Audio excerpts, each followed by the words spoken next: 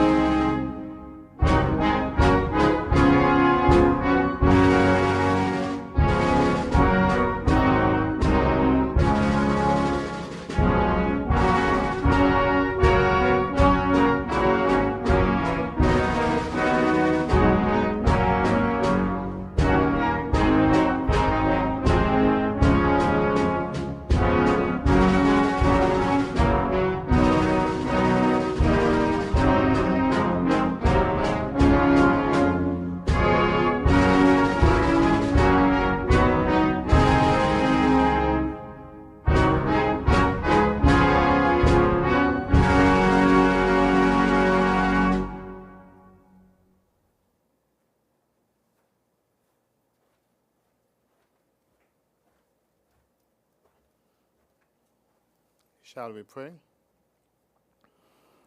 Our loving God and most gracious Heavenly Father, we are so thankful for this day which you have given us the opportunity to be experienced. We pray your blessing upon the media conference. We pray, first of all, your continued blessing upon our board of directors. Our director, our actuary, continue to bless his efforts. We pray that you would bless the exercise of reform and cause that even everything that will be said and done this morning will be readily received, easily understood, and executed by your grace and by your glory. And at the end of it, you would continue to prosper the fund of Social Security. Have your way this morning, and we would give thanks in Jesus' name. Amen.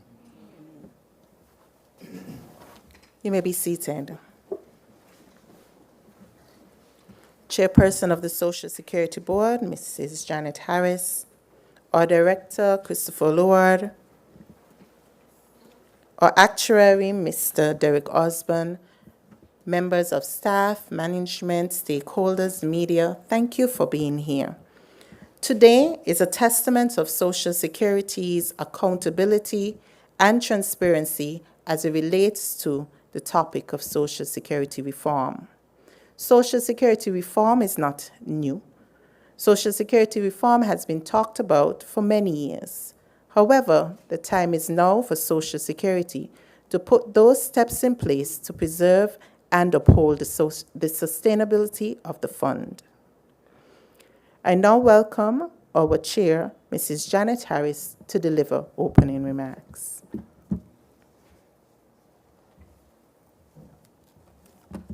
Thank you, Ms. Lawrence. Media houses, Director of Social Security, Mr. Christopher Lord, Actuary, Mr. Derek Osborne, listening and viewing audience, stakeholders, management and staff, Social Security administrators of the fund, good morning. I pause to express on behalf of the board, management and staff our sincerest condolences to the family of the late Mr. Lyndon Hodge, former Assistant Director of Social Security, who passed away recently. May his soul rest in peace. As chairperson of the board, I take this opportunity to thank you for your presence at today's briefing on Social Security at an important phase of its existence. Social Security began 46 years ago in 1978, to provide both short-term and long-term benefits to insured persons during periods of illness, invalidity, and old age, to name a few. Social Security today continues to be a fortified pillar of our economy, not only by ensuring that all eligible persons receive their benefits, but through our corporate social responsibility portfolio with major injections to health, education, national security, and other sectors of our economy, all of which contribute to a dignified standard of living across our federation. Today's press conference aims to bring attention to the importance of maintaining a strong and resilient Social Security Fund and to begin discussions relative to the implementation of Social Security reform measures. I take this moment to emphasize that the Social Security Fund is solvent and can meet its financial obligations to the over 8,000 pensioners and to the insured persons who make claims to the various benefits offered by Social Security. I emphasize that the fund is solvent and we can meet our obligations. However, as a mature fund, it would be irresponsible as administrators to not assess the current and future demands of the fund and at the same time consider a recalibration of Social Security structures in line with what is required. It is for this reason, since the very beginning of Social Security, the law mandates that an actuary reviews our Social Security Fund every 3 years to determine the adequacy of contributions to support benefits and the financial condition of the fund to meet the future liabilities of the fund. Times have changed, continue to change, and so too must our Social Security to reflect the changes over time. The time is now at hand to not only review the fund, but to look towards the implementation of sustainability measures that would serve the contributors of the fund well into another 46 years and beyond. At the start of the week, we welcomed the actuary, Mr. Derek Osborne, on Island for a week of preparatory work and engagement, including this very media conference, with the aim to strengthen Social Security through reform measures. We believe that by adopting a consultative approach and leveraging the actuary's expertise, we can attain the reform goals through a balanced and measured strategy. So, it is my duty to welcome the media and all stakeholders to review the various actuarial reports published on Social Security website at www.socialsecurity.kn, participate in and contribute to meaningful discussions on Social Security, and lend support to Social Security's efforts to transform, reform, and thrive. Therefore, building out a renewed Social Security model that will serve another generation of contributors. I thank you.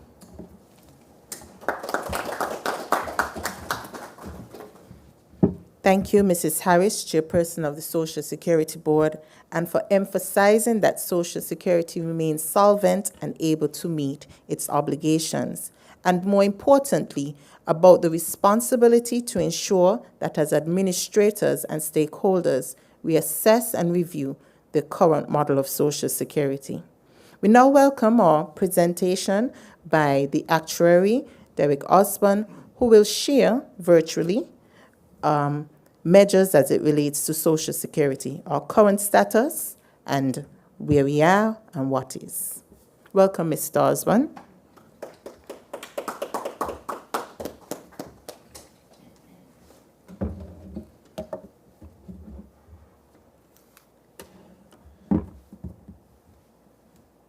Madam Chairperson, Mrs. Harris, Mr. Lord, Director, ladies and gentlemen of the press, and all those listening and viewing via the media, it's a pleasure to be with you today in St. Kitts Nevis to talk about Social Security and to share with you the past, but more certainly the future.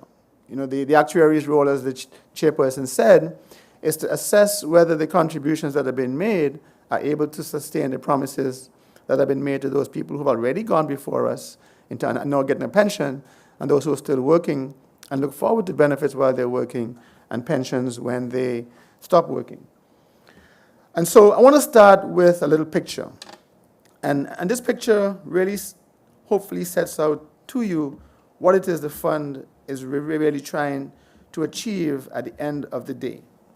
So if you think about a 20-year-old who's going to leave school this year or this month and start looking for a job, when they find that job, they're going to expect that for the next 42 years, Social Security will be there to provide them with a short-term benefit. Maternity, if it's a female, sickness, if it's a male or female, if they become injured, there's a benefit for that as well. That's a promise we're making to them.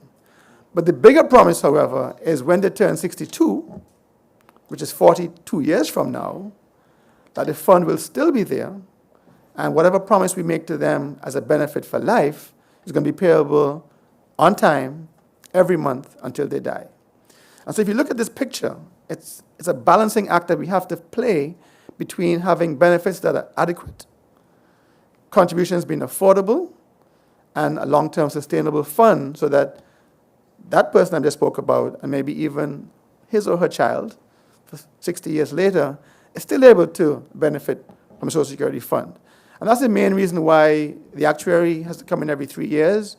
We are trained in modeling and making assumptions for protecting the population, the economy, and Social Security fund to advise governments as to what may be necessary in terms of reforms to ensure that the promises you're making are still going to be met 30, 40 years from now.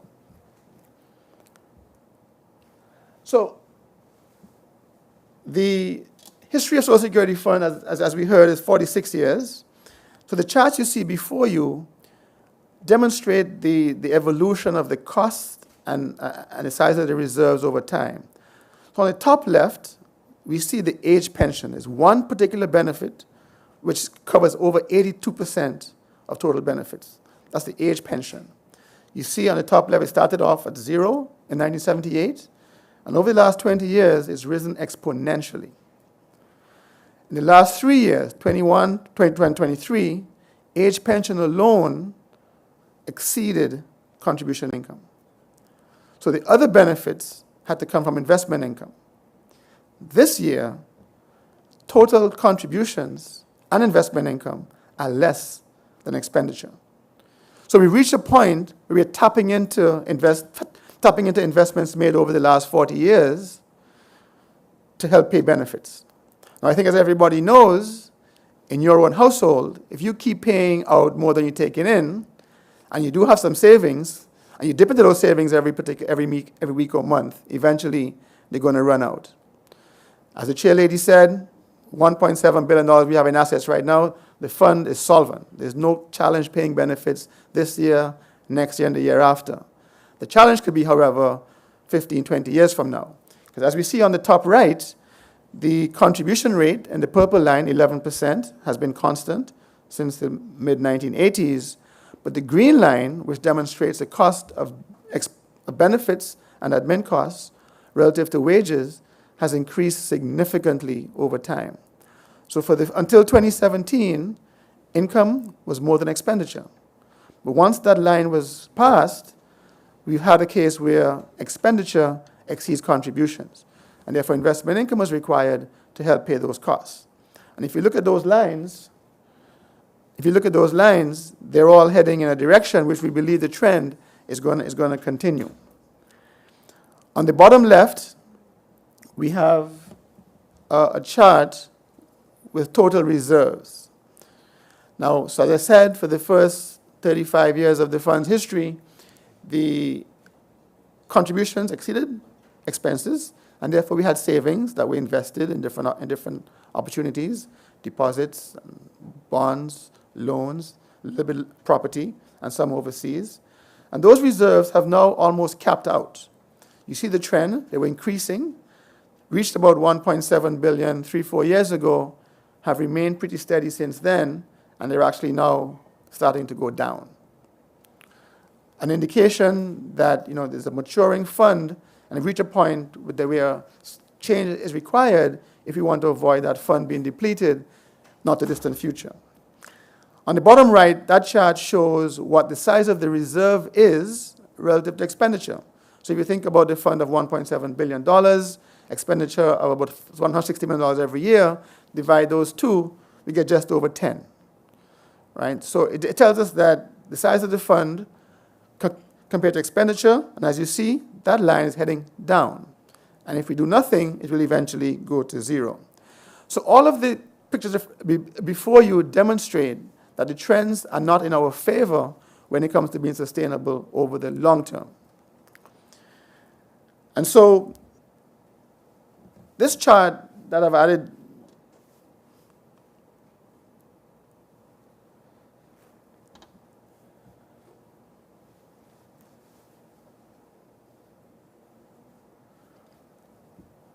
we also have a chart that demonstrates the changes over time.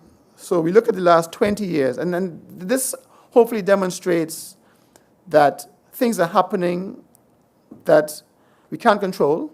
For example, people turn 62 every single day, right? We made them a promise, and they have to get the benefit. So what we see here is that between 2003, each bubble represents where the cost of benefits were relative to contribution rate. So 11% has not changed. On the bottom right, 11% contribution rate. On the vertical scale is the cost of expenditure. So as we see in 2003, which is the bottom purple circle, it's around a little over 6%. That was how much we were paying out relative to wages 21 years ago. In 2008, it went up to almost 8%. 2013, 10%. Anything below the pink line means that we're collecting more than we're spending. Above the pink line means that we are spending more than we're collecting. So you see the evolution. In 2018, we jumped from 10% in 2013 to over 12% in 2018, and then last year to over 16%. That means that we're collecting from workers and employers 11% of total wages, but we are spending over 16% of total wages. That demonstrates that imbalance between income and expenditure. Luckily, the fund is large, $1.7 billion, and investment income has up to now been able to help meet that gap. But that's not the case anymore. But in the interim, we've not raised the contribution rate, as many other countries have done. Right? We've still given pension increases along the way, and there have been no reforms to the pension rules that drive the cost of the benefits.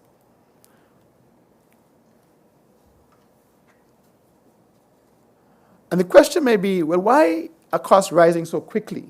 Why it is that the costs are now outstripping contributions? What we have in front of us now is an indication of how generous the age pension is. So if you think about somebody who goes to work, and they work for just barely 10 years, 500 weeks, they qualify for a lifetime pension. And that pension could be bumped up to the minimum if their formula pension is less than $500 a month. Whereas the person who worked for 40 years, paid a lot of money in, and they're going to get a pension back based on their average wages and the number of contributions. What we have before us is a table that shows the average payback period of the age pension today is 6.2 years. So some people on the bottom left who are lower incomes and only work for barely 10 or 11 years have a payback of about 1.7 years. So after 63 and almost 8 months of life, right, all the money that they put in, both the employer portion and the employer portion, they get it back already. Everything beyond that is gravy. For the person who worked for 40 years and is highly paid, it takes about 10 years for them to get their money back. And what we see on the right, the next slide shows that people are not dying at age 63 or 64 or 65. For the most part, we're living well into our 70s and many into our 80s. So even though, here we go, right? So what this shows is that nearly half of the people who qualify for an age pension qualify for at least 20 years.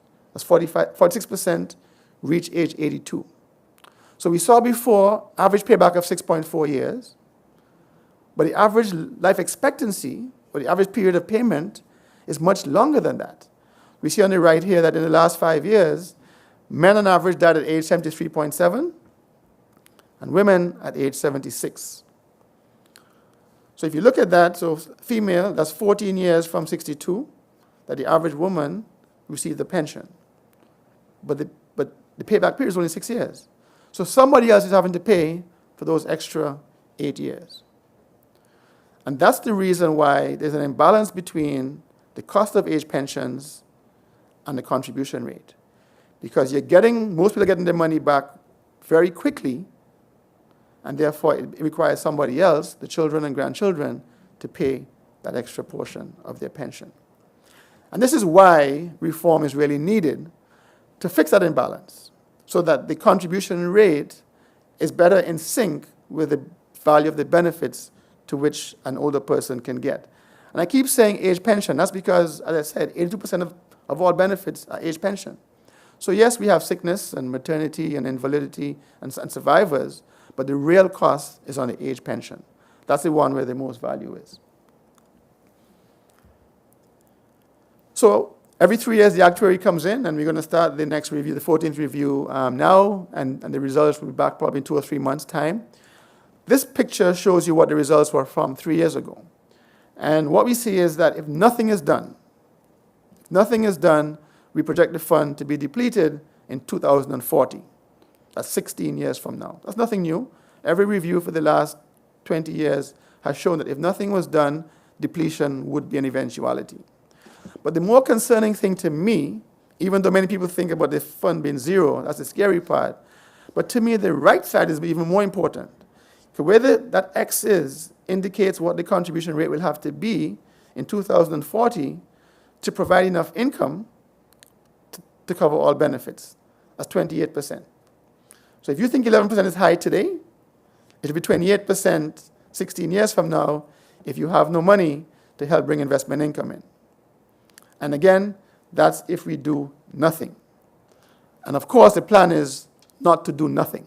Right? The plan is to do reforms that are going to make a difference and make sure that the fund is sustainable over the long run. Put another way, another picture I have here. Pictures tell a lot of stories in the same time, right?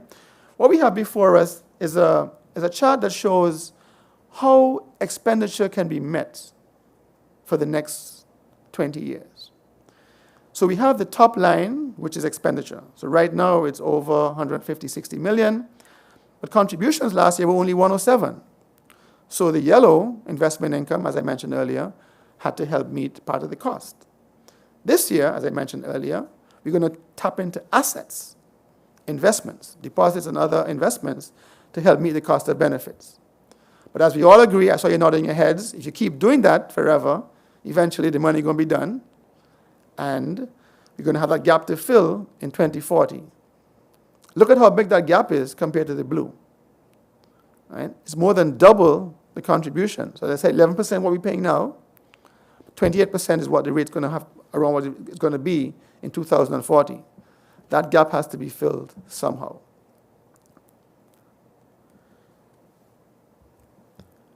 When you look around the region, every country in the region faces similar challenges. Aging populations, we're living longer. If you think about your grandparents, how many children your grandparents had? Maybe 7, 8, some 10. Your parents might have had 4 or 5. This generation now, 1 or 2 if you're lucky. Many people not having any children. I heard a while ago that St. Kitts Nevis had the fewest births ever last year.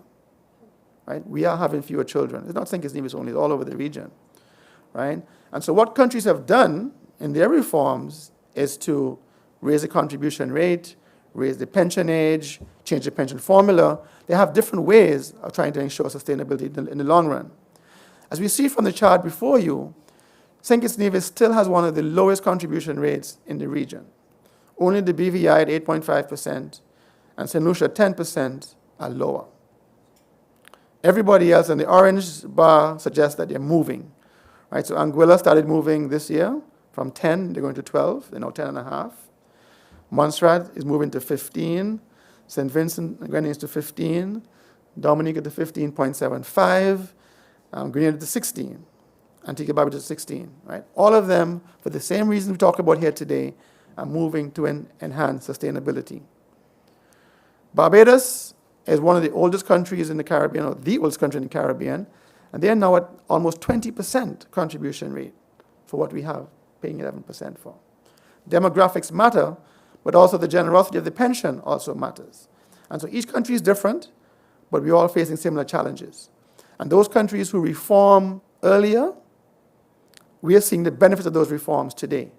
Their costs have not gone to 16%, but they're more around 10, 11, 12%. Right? And so while reforms have been talked about in St. Kitts Nevis for many, many years, right, the time has come where we don't have much of a choice anymore, but we really, really have to do it soon. Across the Caribbean, we also have changes. Countries have either gone to a second round of reforms or first round of reforms in the case of Grenada, for example. So they, like you, have waited for a very, very long time, but given where they were, they had to do some really, really drastic changes. So the first one being raising the rate to 16% from 10%. The second one, which was the most drastic one, is the pensionable age from 60 to 65, but they had to go 1 year every single year.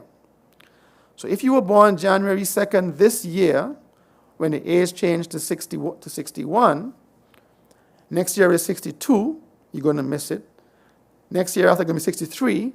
So only for the next 5 years, you have to wait to get a full pension at age 65. And that's because they waited so long to do it.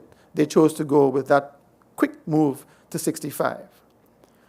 They also have added a retirement test to the age pension. As you know, in St. Kitts Nevis today, many people turn 62. The Social Security gives them start getting a check, and where it's contingent upon you actually either ceasing employment or having some low level of income to keep the pension. To 15 years and taking longer to get the maximum benefit. All these measures in an effort to reduce slightly the value of the pension, and by so doing, extending the life of the fund and reducing long-term costs.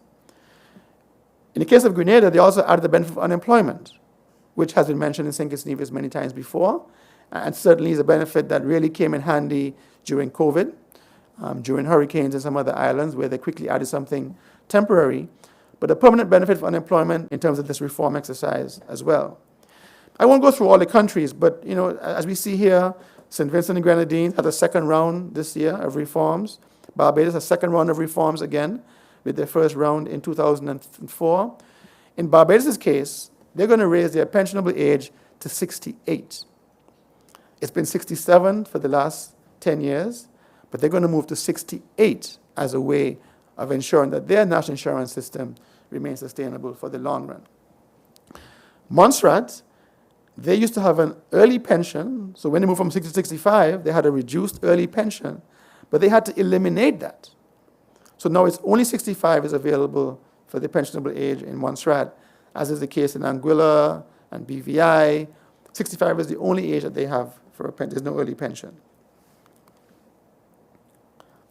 On the right, we saw what was the case in St. Kitts Nevis.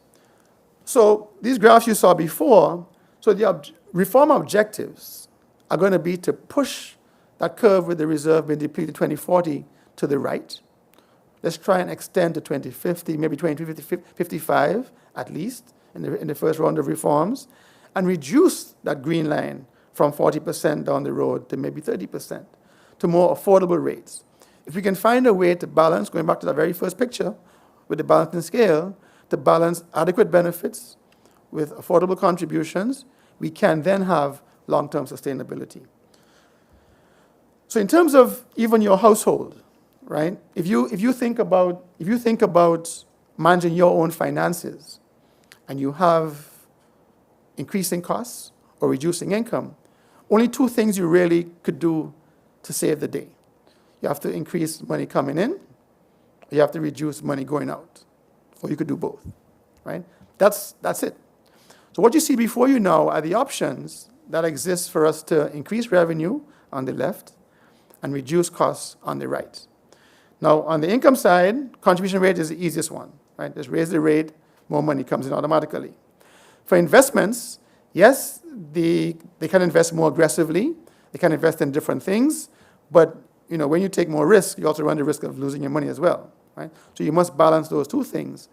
And where we've reached now, where we're starting to reduce the assets, investment returns of even higher, 1-2% higher, won't make a big difference in the fund's outlook because of the strong demographic push and the age pension increases that we're seeing year over year. The third option is government injections, right? Government giving Social Security an extra subvention every year, and so forth. But the question is, government money comes from where, right? It comes from the people. It comes from taxpayers, which is you. So at the end of the day, whether we have a higher contribution rate or government subvention is still, for the most part, being paid for by workers and people who own property, people who buy in the grocery store, and so forth, right? You pay whatever taxes we have in St. Kitts Nevis. That's not an option, really. On the cost side, there are four main ways that we can look at. One is to make the initial pension slightly smaller, right? So instead of getting $3,000, maybe $2,800. Still a good pension, right, relative to what you put in, but maybe slightly smaller. The next option is start later. So as I said earlier, every country in the region, except now St. Kitts Nevis, has changed their age, right? And so starting later means working maybe 2 or 3 years longer, paying more contributions in, and taking out for 2 or 3 years less. And that's the strongest means by which we can sustain the fund for the future, by increasing the age at which a full pension is payable. The other one is to increase the number of contributions required to qualify for pension in the first place. You know, a lot of people come to St. Kitts Nevis at older ages. They come from the other islands, they come from, overseas, and they might work here for 10, 12 years and get a very good pension, because the pension formula today is heavily weighted to short service. Half of the full pension is earned in the first 10 years. Right? 30% is earned after only 500 weeks. That was appropriate when the fund first started back in 1978, but we're no longer there anymore. All right? So that too needs to change. And the final one here is on the pension increases. Governments have, for many, many years given adjustments to pensions every now and again. Yes, we know sardines increase and bread and flour and all those things, cost of living goes up, and governments have given increases. But can we sustain that? Right? Those people who came before paid lower contribution rates, getting a very generous pension. Now the burden has to be shared between different generations. So maybe their sharing of the burden may have to be no pension increases for 10, 15, 20 years, while we try to sustain the fund for children and grandchildren to come. And there's no silver bullet, right? So there's no one of these is going to solve the equation. We need to probably do all of them in a small way to get the fund to a sustainable point. What you see before you is essentially the change that we can make to age pension to reduce the cost, right? And so as I mentioned before, just a kind of repetition, the age at which a pension is first payable or the full pension is payable. We could keep 62, or we could not keep 62, right? So if we go to 65, for example, or 66 or 67, either we keep 62 for an early reduced pension, or you wait till 65 for a pension altogether. I expect that employers, both government and private sector, would adjust their age of retirement. So people will not be forced to go at 62 anymore when Social Security is not payable. They'll be forced to be able to work until 65 or 66, whatever the age is. As I mentioned also before, changing from an age pension, which kicks in automatically when you hit the age, to one that's based on retirement, where you actually have to stop working or at least have reduced earnings below a certain amount to qualify for the pension. Many people, I'm sure you know many people today who are getting their salary still and also a pension from Social Security. The maximum benefit could be looked at. Is 60% too high? Is the promise that we're making too generous? Do we reduce the formula for the accrual rates at 60%, make it 50%? Antigua is 50% from the beginning. Montserrat reduced from 60 to 55%, right? So we see different countries doing different things to try and make sure they can have a sustainable fund for the future. Qualifying for a benefit, as I said earlier, is 10 years or 500 weeks. Many have gone to 15 years, 750 weeks, right? That could be done here as well. So it means that some people who come to St. Kitts Nevis at an older age may not qualify for a pension, but only instead of a grant, right? Help the fund sustain itself. And then we also can look at how we average wages. And still, we have the best 3 years in the last 15. What that does is that some people actually lose because their best 3 may have been 20 years ago when they were in construction or when they were in a bigger job, and they scaled down as they got older, right? So the idea is to have a longer averaging period so the pension better reflects what they put in contributions over their career. And the final option here is one that we call progressive pensions. And this says that higher income people who we assume may also have other investments or a bigger job or a bigger pension from their work may get proportionately less than a lower income person. The fund, Social Security, is designed mainly to provide a safety net for everybody, but more so lower income people.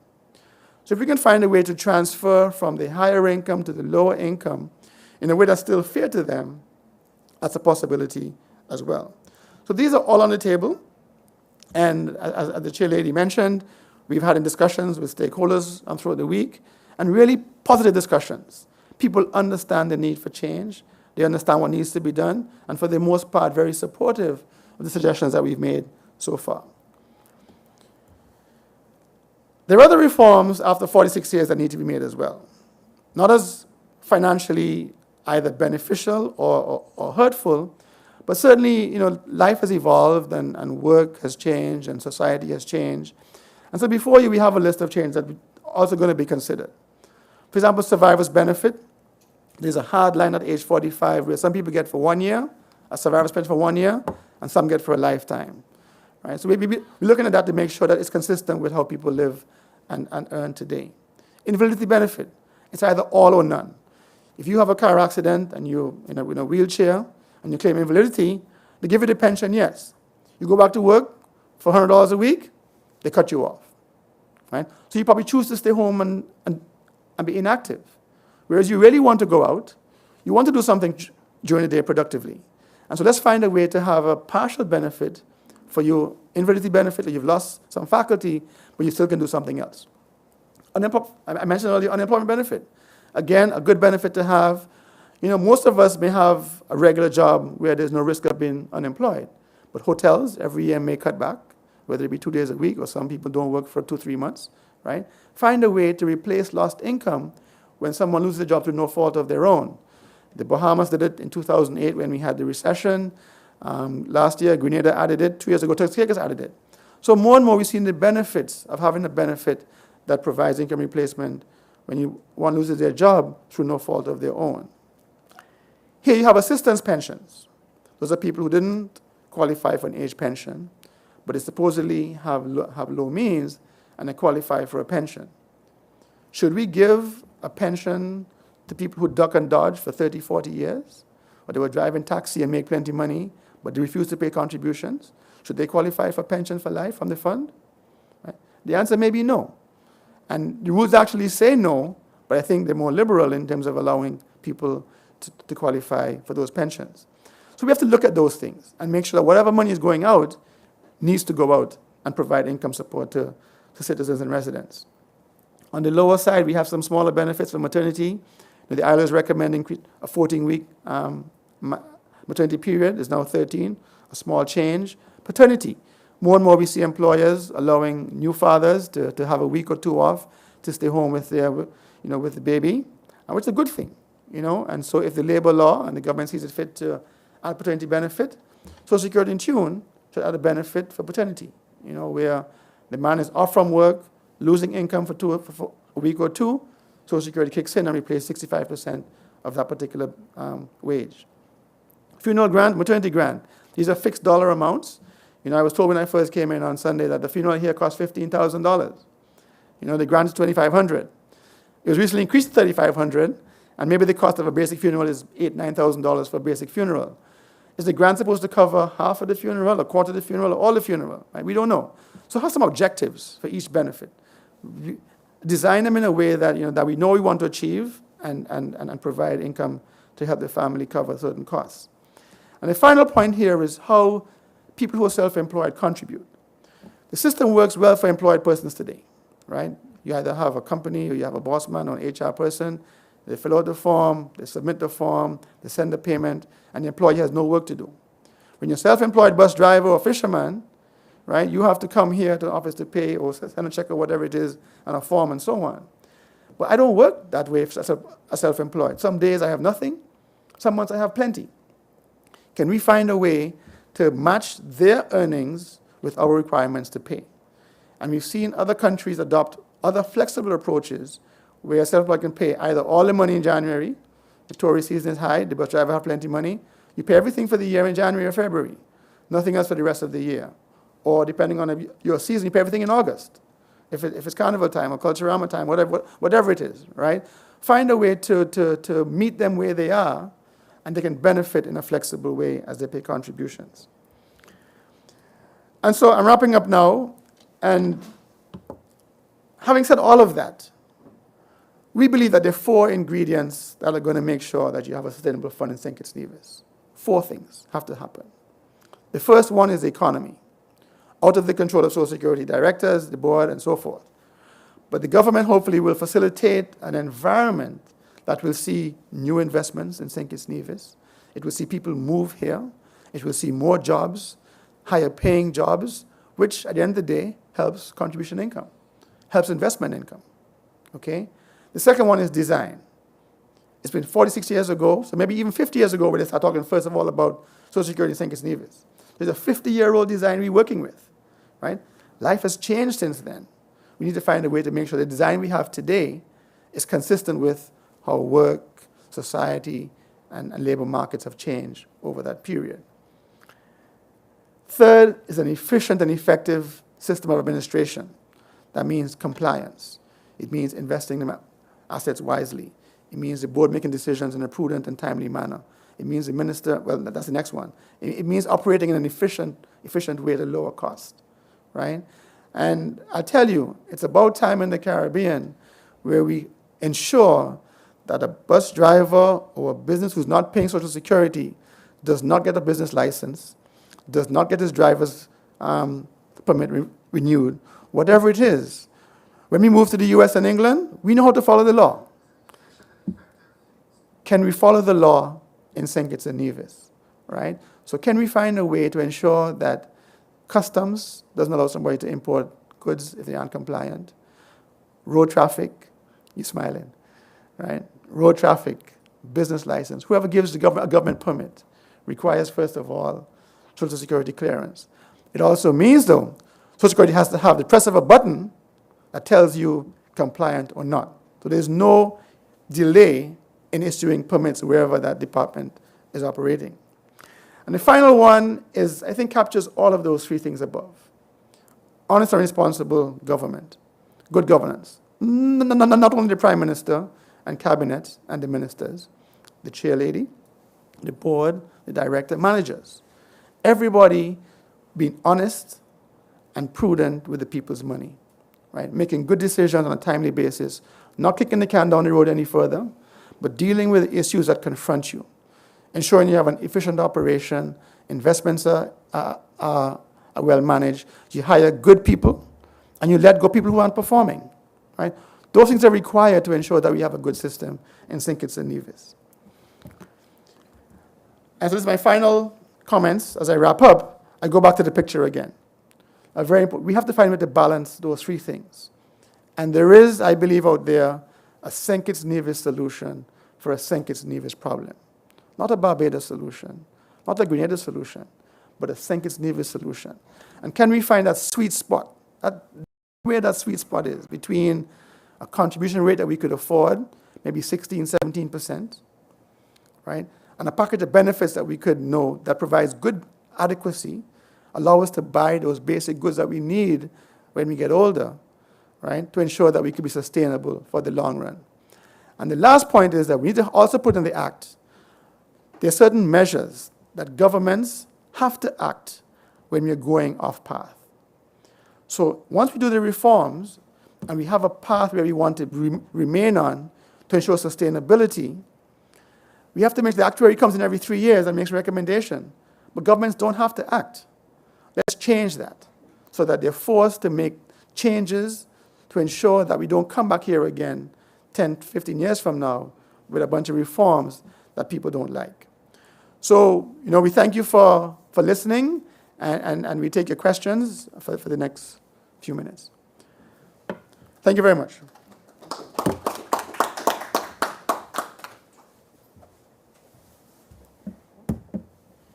Thank you, Mr. Osborne. And the floor is open now for questions. There's a mic, so you proceed to the mic, you state your name and the media house you represent, and one of our panelists will take those questions. If you're online and wish to make a comment, you can also place those in the comment sections and we'll be sure to read them out. So you're invited now to ask your questions. Take to the mic.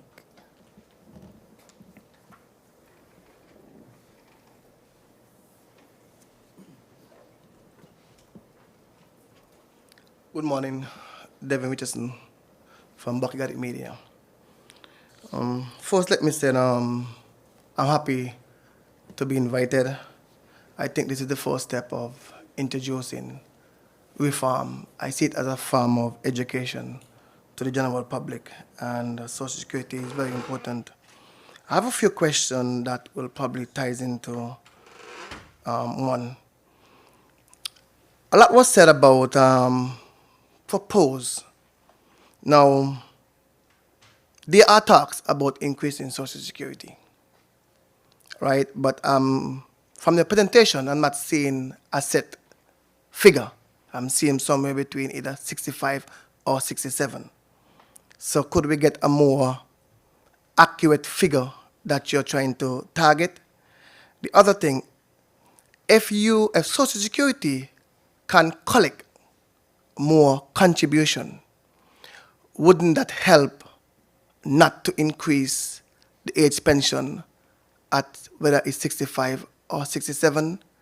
One of the things I'm looking at is employment, right? How is Social Security going about in collecting these funds, making sure that, let's say, the contractors, the construction workers, right, are paying their contribution?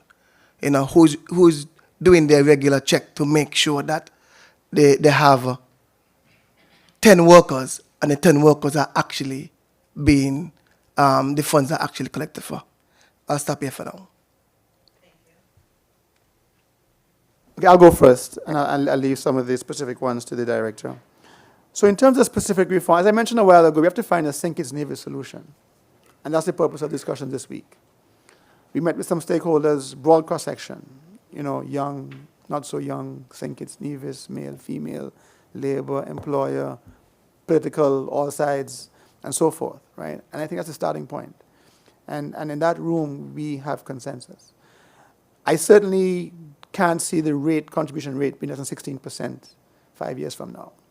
It's already costing you 16%. And so I think as a minimum, the contribution rate, 16%, is probably where we have to start from. Pensionable age, 65 is the minimum I could see you thinking about.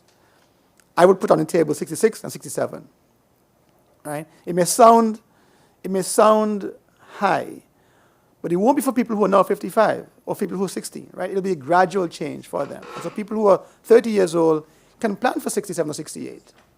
People who are 45 years old can plan for 67, and so forth, right? But it's too late now in the game to just barely make some cut on the edges, right? We have to get drastic. As I said earlier, the costs are already over 16%, collecting 11. And that curve is really going up very, very fast for the cost.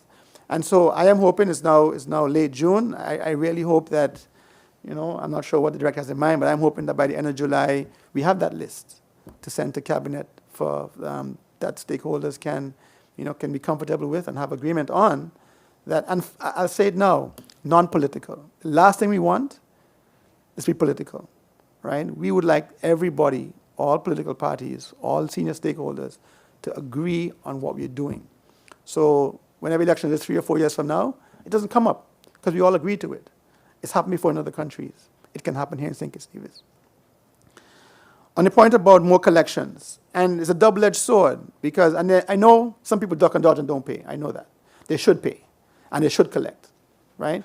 But when you have people, as we saw earlier, today, the pension is more valuable than what you pay in. So the more people who only pay for a short period who qualify for a pension is worse for the fund. So it's a double-edged sword. Don't get me wrong now. I want them to collect 100%. Everybody who's working needs to pay contributions. I think the only way to do it is to type the system where A contractor cannot get a government job or a loan from the bank or import anything at the customs unless he's compliant, right? And if you have a well-designed benefit where the cost of the benefit is consistent with the contribution rate, then you can have everybody pay and everybody collect. No, thank you, Derek. And to add to that, there are several initiatives that we are looking at in terms of increasing collections. So Derek mentioned that whole notion of having that memorandum of understanding with Inland Revenue, Customs, and the like. It's time for us to get to that point where an employer has to get a certificate of good standing, as we call it, from us in order to be able to do the business. On the other side, we're looking at our IT systems and making it easier for an employee to see at the end of a payment period whether the payments have been made or not. Unfortunately, over time, we've had situations where it's only known when that employee comes in to make a claim that the payment has not been made. We have an inspectorate that goes out to the construction site, to the different employment areas and work areas, and do investigations, and we take those to court. So we have a number of cases. If you look at the court, the magistrate court docket, in fact, the lawyer for Social Security is at the court today. She has to go to Nevis and St. Kitts today on a Wednesday. So we have a number of cases where we take employers to court. But at that point, it's dependent on the magistrate to make a decision in terms of what that delinquent employer pays or not. What we really want to do is through education, through our employers and employees, and recognizing the benefit of Social Security. The experience is there. We've been there for 46 years. And what Social Security has done, I think most of the citizens, or if not all, of the people within St. Kitts and Nevis and residents know what Social Security means to the economy and means to, in terms of providing income replacement when you need it. So it's about education. We ought to get our employers. So right now, in terms of compliance, our large major employers, they pay. So sometimes you have problems with the employees who hire 1 or 2 persons and 3 persons and 4, the smaller employers. That's the area that we need to have education, and we need to get them on board in terms of starting to pay. Thank you. Any other questions? Good morning, Kyloni Johnson, SKNIS. You just touched on the small contract, small businesses. How will this affect them going forward in terms of their contributions, their obligations to Social Security, if there's a possible increase in what is expected of them? And also, you touched on education, public education. How much will the public opinion be taken into consideration during this entire process, and what measures are there to ensure that they have an opportunity to air their concerns, raise their give their input on this whole process? So I can start with the second one. I'll leave the first one to Derek. So this media conference is part of that public education and that a stakeholder engagement. Earlier this week, on Tuesday, yesterday, we met with, as Derek mentioned, a wide cross-section of the stakeholder group. Church, all the political parties, the unions, both trade and labor union and teachers union, St. Kitts and Nevis. We had the Chamber of Industry and Commerce. We had a number of persons, the youth, the Department of Labor, the Ministry of Labor, were all in the room. And that's the first in a series of engagements that we're going to have. This media conference is a part of that. Our next step is to meet with the Chamber of Industry and Commerce, both employers, both in St. Kitts and in Nevis. Then we go to town hall meetings across the length and breadth of St. Kitts and Nevis.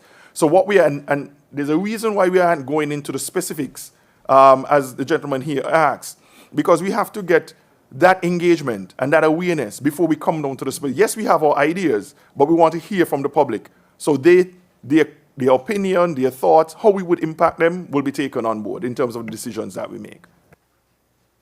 I think your first question was about the impact that a raise in contribution would have on businesses or small businesses. So of course it will affect the cost of business and hiring people, right?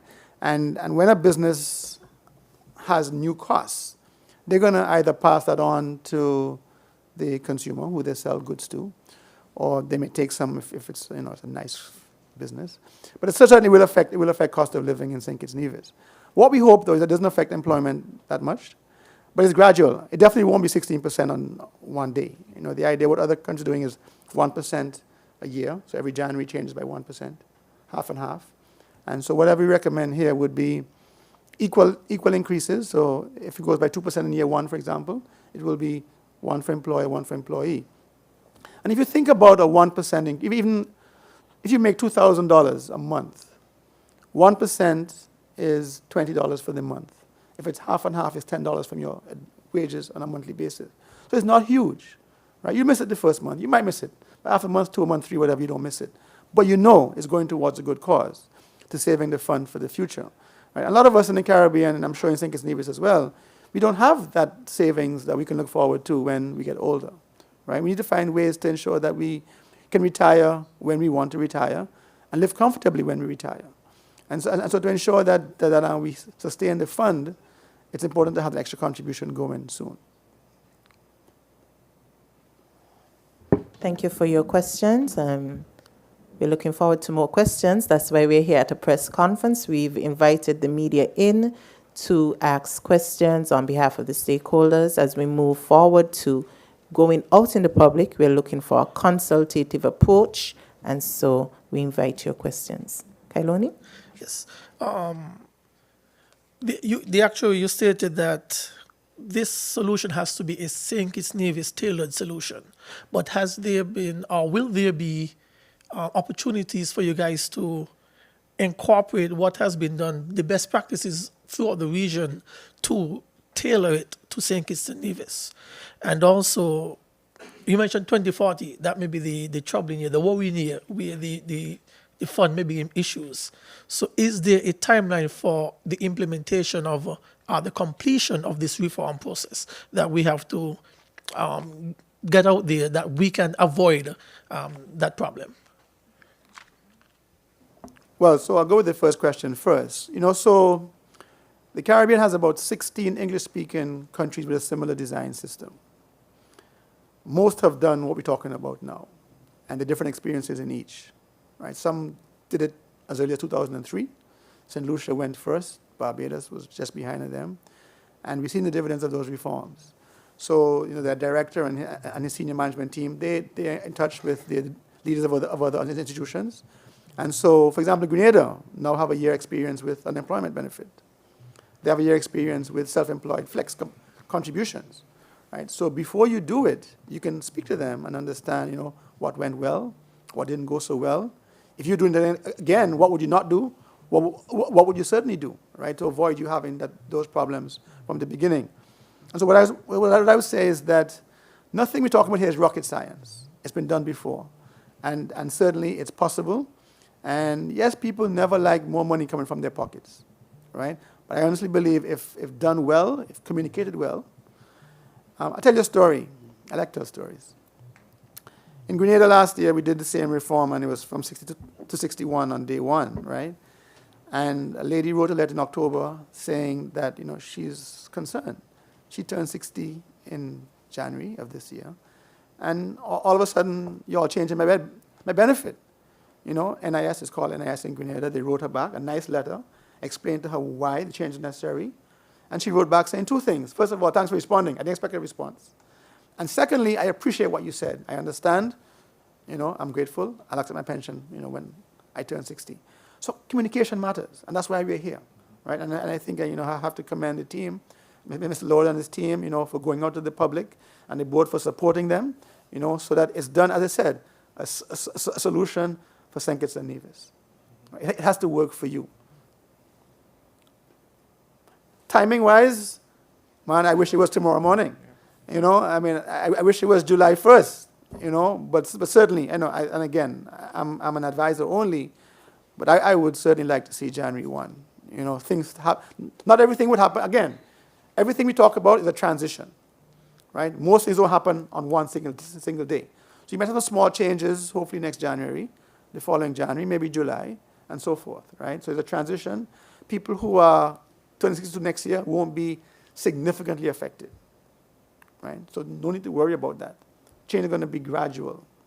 But the longer we take, as the more drastic they're going to have to be whenever they get done. So we need to get going soon.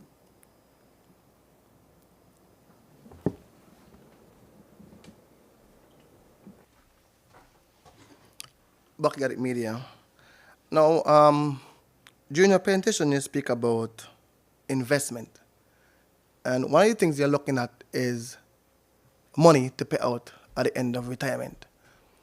What is Social Security doing in terms of trying to attract investment? If this is ongoing and if it's very profitable, wouldn't this help the impact of looking at going too far out to 65 or 67? In terms of the debt ratio, could you give me a figure? I think it's something earlier about male 73.7% and female 76%. It is said that studies have revealed that we are living longer, but at what expense? Because usually, once you reach that age of 62 going there, most persons have some sort of illness, which means that the money that they are collecting basically going to doctor. So with you now trying to introducing or hoping that the age pension go up, all this I'm looking at factor that will affect the pensioners. I'll come back.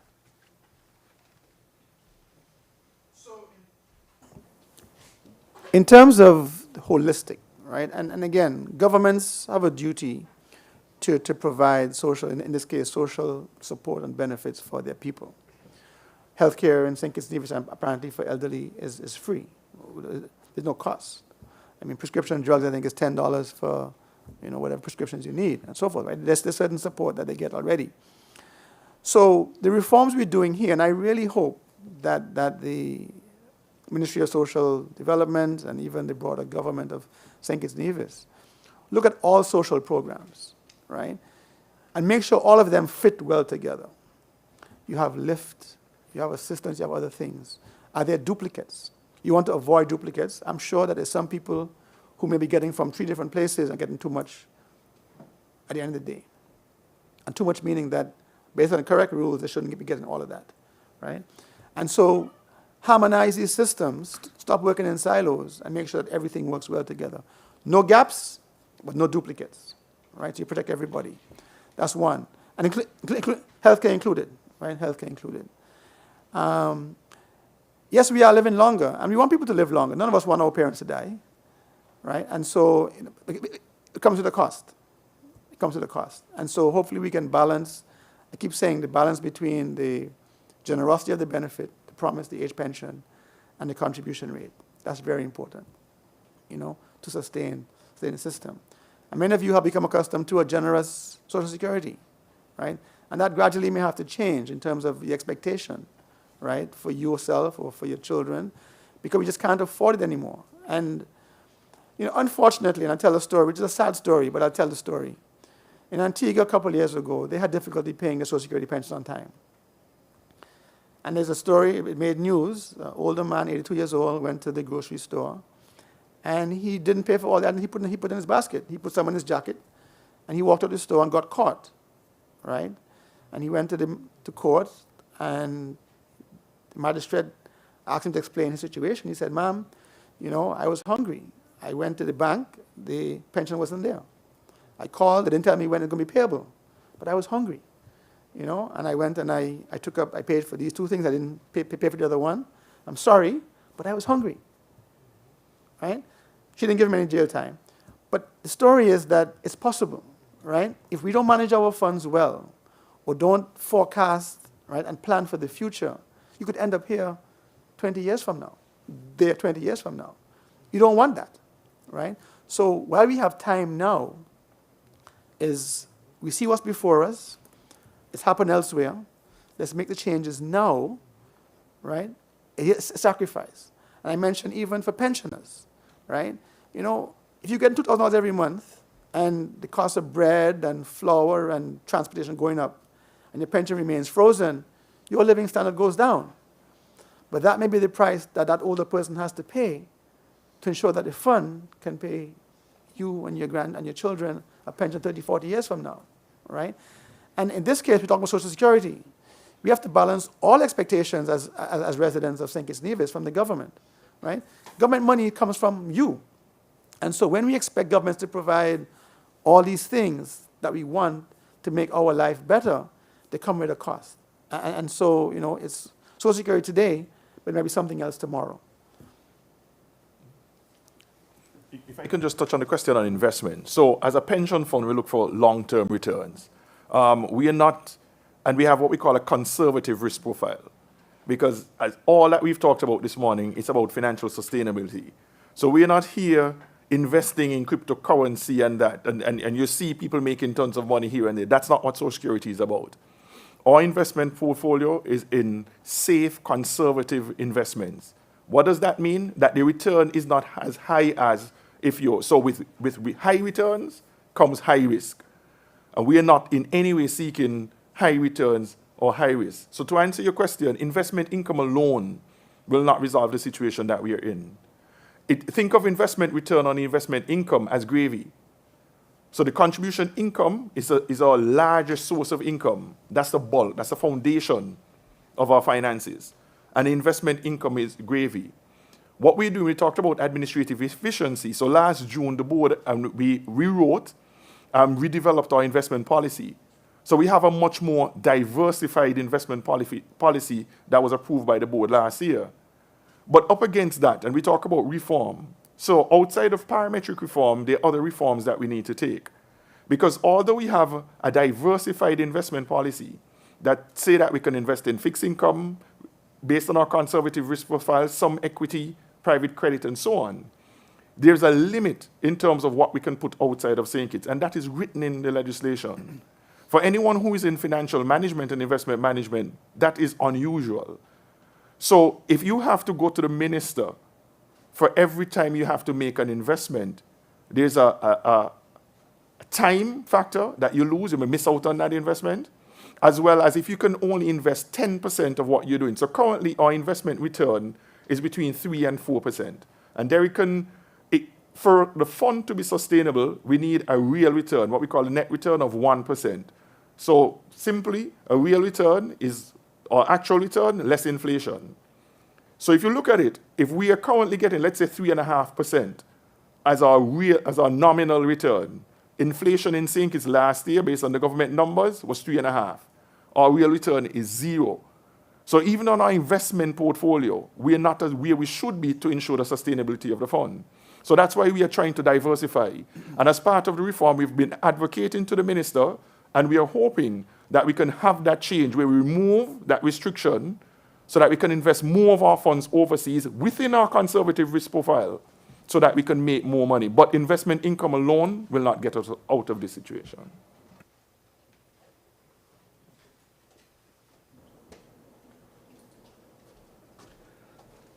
My last question. Well, one, self-employment, right?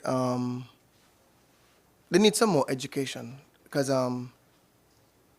have a lot of small business and they're not paying the contribution, and I don't think that they understand the benefit, sometimes, and we see it come out in COVID.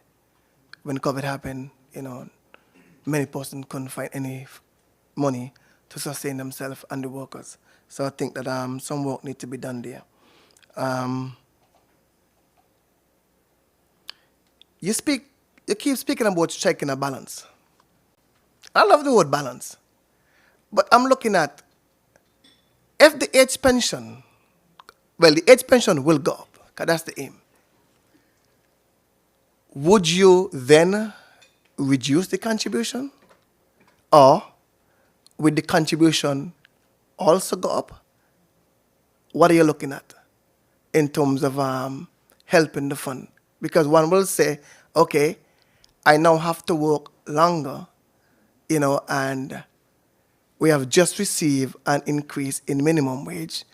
It's supposed to go up again next year, right? And you're looking at me now have to pay a longer time into the system. I have to take care of myself more, which puts more strain on top of me before I reach that max for return. So where is the balance there? How do you think is the best balance between an increase or a decrease? Thank you. A decrease in what? In contribution. No, you're not, well, I mean, I'm going to sit here and say you're never going to see a contribution rate in St. Kitts Nevis below 11%. So again, today, you're already spending 16% of wages. You're collecting 11. The forecast is to spend 28% in 2040, to spend 40% in 2055, whatever it was, right? If nothing is done, right? So to think about, and the age, changing age to 65 alone may give you a small increase, a few years increase. It's not enough, right? So in the US and Canada, for example, their Social Security pension targets 25% replacement rate. We target 60% as the maximum pension, as a promise. Maybe our promise is too generous. Maybe it should be 50. Maybe it should be 40, right? So back to the word balance, which you like, I like it too, right?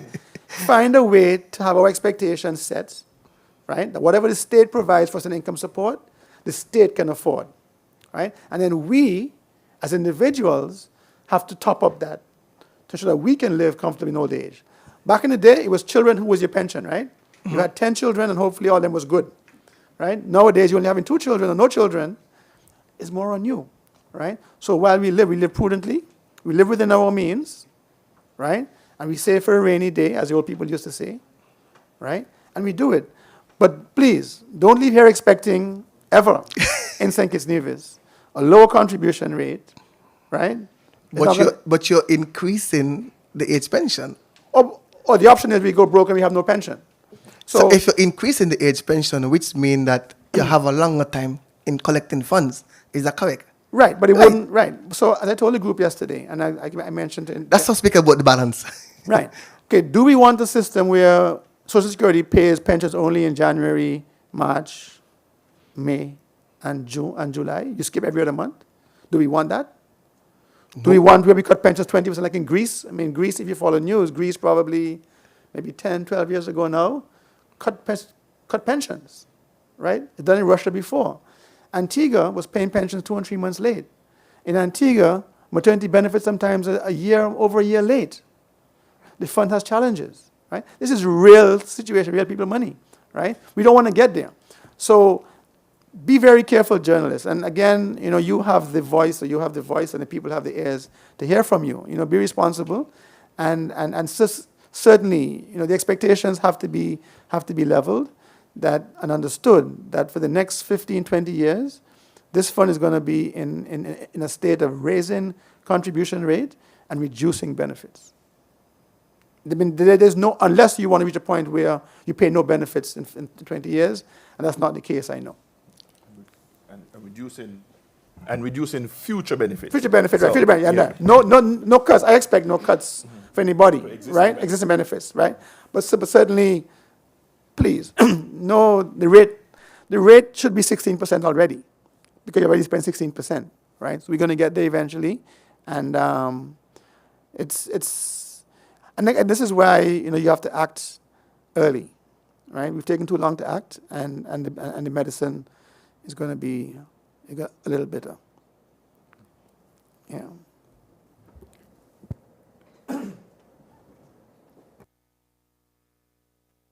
To add protection for vulnerable groups or marginalized groups, let's say the elderly, throughout this process. Also, Social Security itself, going forward, will there be measures put in place to ensure that the fund is protected in cases of future economic downturns or any other financial crisis? And my final question is, I know the fund, the board usually runs a number of social programs, let's say the scholarship program for children. Are there any projections that these programs will be affected in the near future as a result of the current projected outlook for Social Security? So I can't answer. Go ahead first. I'll start with the last one. So the answer is no. So we intend to keep our scholarship program. It's a critical part of what we do. And in the grand scheme of things, it's not financially significant compared to that benefit expenditure. So we intend to keep our scholarship programs in the near to medium term. So that's the one. So 2 questions. So vulnerable groups. So the role of Social Security is really for contributors, right? If you pay, you play, right? So essentially, vulnerable groups, I would say, are those who don't get from Social Security, and there's a role for government for that, right? So they will fund that from government. In terms of crisis and preparing for, things that happen, and that's why you have managers, that's why you have a board, and I think Social Security is working on a risk policy, that what can go wrong, and if something goes wrong, how do we respond? And ideally, you want to have a risk policy that says, we're going to behave and do these things if that happens. So if a hurricane comes, I'm sure they have a disaster plan for IT systems and whatever it is, right? If COVID, we had COVID here, none of us, well, some people did, but COVID happened, right? We've learned from that, right? And so good management and good leadership ensures that you have those things in place. And so while the country may say, well, boy, this is hurricane, this is a big deal for us, hopefully they have their plans, right? Because it's a long-term system. As I said at the beginning, for the young person starting work today, it's a 60-year promise, right? And so we have to make sure that we have plans in place and policies in place to deal with things that are expected as well as unexpected. Thank you, Mr. Actuary. If there are no more questions, we'll be wrapping it up shortly. I'll provide the panelists a moment to give their final thoughts as we wrap up the press conference. And be very, very brief. So from a Social Security perspective, the time is now for us to act. We've been having discussions around reform for at least 19 years by our own estimate. When we look back at some of the engagements that we have, we see our files go back as far as 2005. Based on where we are now, it's time for us to act. We undertake that we will continue our stakeholder engagements over the next 2-3 months. And we are looking to have a package of initiatives and reforms before the minister, before the end of the 3rd quarter of this year. So you'll hear more from us, but I assure you that the time for reform is now to ensure the sustainability of the Social Security Fund. Thank you. Yeah, and my appeal would be twofold. One, to you, the media, in terms of the coverage that you provide. Make sure it's balanced and it's fair. And also, when Social Security goes out to these town hall meetings, be there. Try to be there, be on time, and help share the word that is spread to the population. And the second one, would be for the general public. It's an important institution. We must save it, right? You must make sure that it's sustainable and there for us when it's your turn to get. And so participate, understand, be open-minded, and support the reforms that the government will put forward. And at the end of the day, the goal will be to make sure we have a solid fund for the future that we can afford and provide good benefits for our children and grandchildren. I just want to take the opportunity to assure you of the commitment of the Board of Directors to this process. We want to ensure that when we take our leave, that we would have left a sustainable fund in place, and to assure you that your contribution is valuable, your input, because it's where we get ideas of how we can tweak what we have planned so that everyone feels satisfied and feel that they have had an input in the reform. And that is how we get buy-in, by going around and speaking. And thank you for being here. And we have a board of directors that I can assure you we are committed. You are well represented. We have representatives that represent different areas in the community, and we are working tirelessly to ensure that our fund remains stable and that we can have a future that is bright, another 46 years and more. Thank you. Thank you. And as a testament to show that we're all inclusive, we have just one question from the online platforms. And the question is, or the statement rather, expectations need to be realistic. Quite a lot of information was given today. Will there be opportunities for one-on-one education or engagement for persons who wish to be more informed? Short, yes. Resounding yes. So we want to thank you for tuning in, viewing, and for your presence here, media officials. We pray or we expect that you will continue to ask those probing questions. We are quite available. You may contact the Corporate Communications Office via cell phone at 667-2535 or email pubinfo@socialsecurity.kn. We want to thank the actuary for his presence this week and for the very impactful discussions we've had. Lots of thoughts to go away with, and I am looking forward to the public's response and for our work over the next short few months so that we can have a package of reform measures to be implemented soonest. Social Security belongs to all of us, and collectively we each have to make an input as to what that package would look like. Thank you for coming. God bless. Make it home from here safely or wherever you are to be shortly. Have a blessed day, everyone.